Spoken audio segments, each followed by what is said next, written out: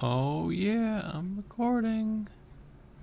Hello and welcome to 5-Year Club video number 340. Red Wine Edition. Tonight was steak night. Got me some Trader Joe's Platinum Reserve wine. It's pretty amazing. Alright. Tonight's article, Robinhood Checking and Savings, what we know about its relationship with SIPC, FDIC. I was familiar with FDIC, the Federal Deposit Insurance Corporation. I was not as familiar with SIPC, so now tonight is a chance for us to both become more familiar with that. A little bit of background. I've mentioned Robinhood before in the context of an easy way to impulsively buy some stock, right? So it was a payday for me today, and I noticed that Johnson & Johnson was down by 10% because of a scandal. And in many scandals, people overreact, right, when they sell individual stocks. So I bought a single share of Johnson & Johnson with no trading fee using Robinhood. And my headphone cord is tangled.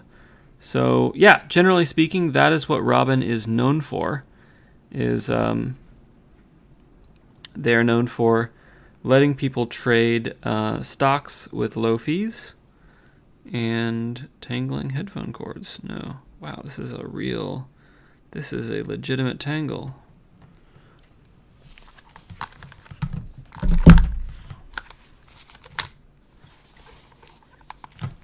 Okay, let's see if that fixed it. It did. I can return to reality. Cool. All right, so first we're going to cover this article from USA Today, talking about some details, and then we might check out the Wikipedia pages of the SIPC, the Security Investor Protection Corporation. Yeah, clearly that is not the best window job that I've ever done on my channel. Yeah, then we might check out this. And also the Federal Deposit Insurance Corporation. But going back here, let's see if we can adjust that a little bit. Yeah, it seems okay. So Robinhood Checking and Savings, what we know about its relationship with SIPC, FDIC. Corrections and clarifications. This story is revised to reflect that cash deposits in Robinhood's checking and savings products are not insured by the Securities Investor Protection Corporation, or SIPC. Fintech investing platform Robinhood has introduced new checking and savings products that earn 3%, much more than what traditional banks offer and higher than online banks. Robinhood charges no fees and requires no minimum balance.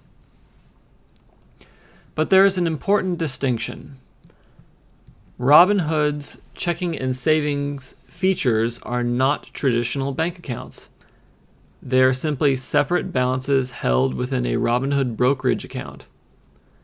That means your cash at Robinhood is not insured by the FDIC, a government agency that oversees banks for safety, soundness, and consumer protection.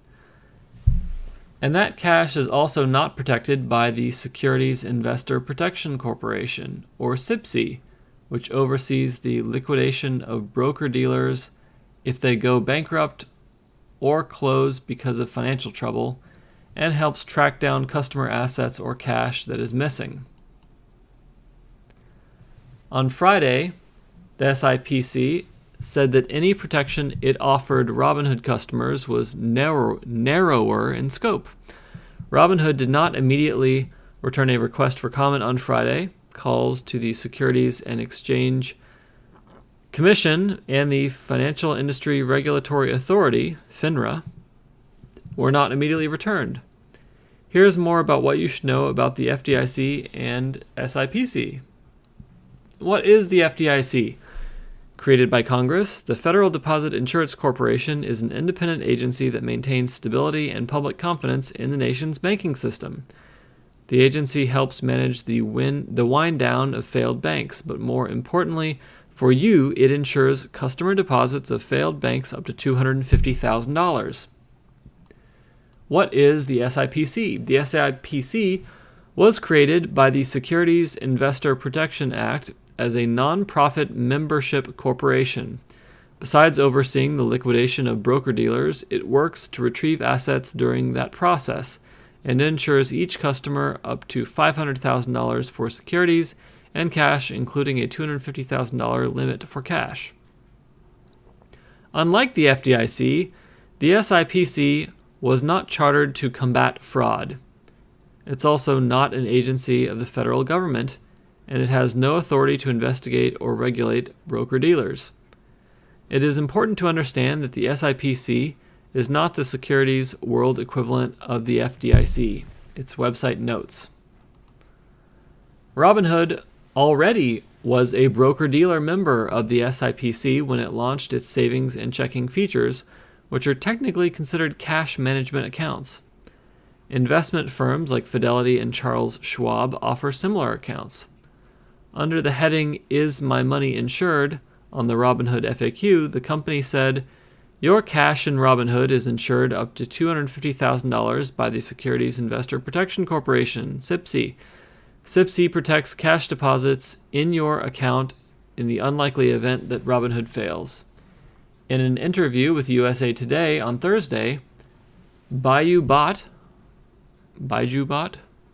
CEO and co-founder of Robinhood, reiterated, "The insurance amount is the same as the FDIC, and it allows us to offer this high rate." But according to a statement from SIPC president and CEO Stephen Harbeck on Friday, the corporation protects cash that is deposited with a brokerage firm for one limited purpose: the purpose of purchasing securities. Cash deposited for other reasons would not be protected, he said in the statement.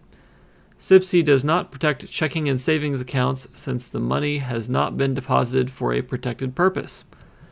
Robinhood does partner with a bank, Sutton Bank, as a sponsor for its debit card. It also may pursue its own charter in the future, Bhatt said. But there are no concrete plans for that now. So, in short, people are a bit skeptical of the insurance on the 3% Robinhood checking account, and for good reason. And let's go look at what does let's shrink myself a little bit, make this easier. What does Wikipedia have to say about the Securities Investor Protection Corporation? The Securities Investor Protection Corporation, SIPC, is a federally mandated, non-profit, member-funded United States corporation created under the Securities Investor Protection Act of 1970 and mandates membership of most U.S. registered broker-dealers. It is not a self-regulatory organization. SIPC is required to report to and be overseen by the Securities and Exchange Commission. Pursuant to SIPA, the Commission also has delegated authority to conduct inspections of SIPC, review SIPC annual reports, and approve SIPC's bylaws, rules, and any amendments to the bylaws and rules. As the SIPC states on its website, though created by the Securities Investor Protection Act, SIPC is neither a government agency nor a regulatory authority, as a nonprofit membership corporation funded by its member security broker-dealers. And the obvious thing is to go to functions. The SIPC serves two primary roles in the event that a broker-dealer fails. First, the SIPC acts to organize the distribution of customer cash and securities to investors. Second, to the extent a customer's cash and/or securities are unavailable, the SIPC provides insurance coverage up to $500,000 of the customer's net equity balance, including up to $250,000 in cash. In most cases where a brokerage firm has failed or is on the brink of failure, SIPC first seeks to transfer customer accounts to another brokerage firm. Should that process fail, the insolvent firm will be liquidated. In order to state a claim, the investor is required to show that their economic loss arose because of the insolvency of their broker-dealer and not because of fraud, misrepresentation, or bad investment decisions. In certain circumstances, securities or cash may not exist in full based upon a customer's statement. In this case, protection is also extended to investors whose securities may have been lost improperly, hypothecated, misappropriated, never purchased, or even stolen. While customers' cash and most types of securities, such as notes, stocks, bonds, and certificates of deposit, are protected, other items such as commodity or futures contracts are not covered. Investment contracts, certificates of interest, participation in profit-sharing agreements, and oil, gas, or mineral royalties or leases are not covered unless registered with the Securities and Exchange Commission. Cool. So SIPC covers certain losses in the investment world. And the Federal Deposit Insurance Corporation. It is a United States government corporation providing deposit insurance to depositors in U.S. commercial banks and savings institutions. The FDIC was created by the 1933 Banking Act, so it's much older than SIPC, enacted during the Great Depression to restore trust in the American banking system. More than one-third of banks failed in the years before the FDIC's creation, and bank runs were common. The insurance was initially limited to $2,500 per ownership category, and this was increased several times over the years. Since the passage of the Dodd-Frank Wall Street Reform and Consumer Protection Act in 2011, the FDIC insures deposits in member banks up to $250,000 per ownership category. The FDIC and its reserves are not funded by public funds. Member banks' insurance dues are the FDIC's primary source of funding.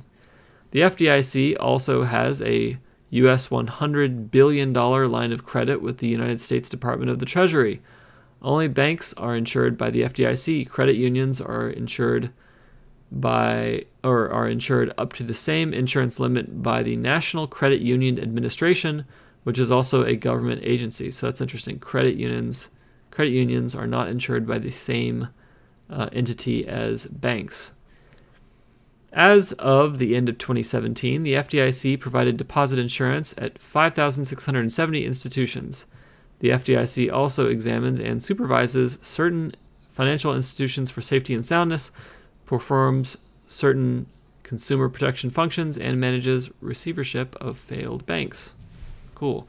So what do I have to say about this, guys? I have to say, nothing in life is free. If you see a checking account that's giving you 3% when everyone else is offering 2%, you have to ask why. Right? In this case, it appears that it is because more risk is shifted to you than at those banks offering only 2%. And so you have to factor that into the return. Oh boy. Okay, well that is it for video number 340. I hope you enjoyed it. Have a fabulous evening.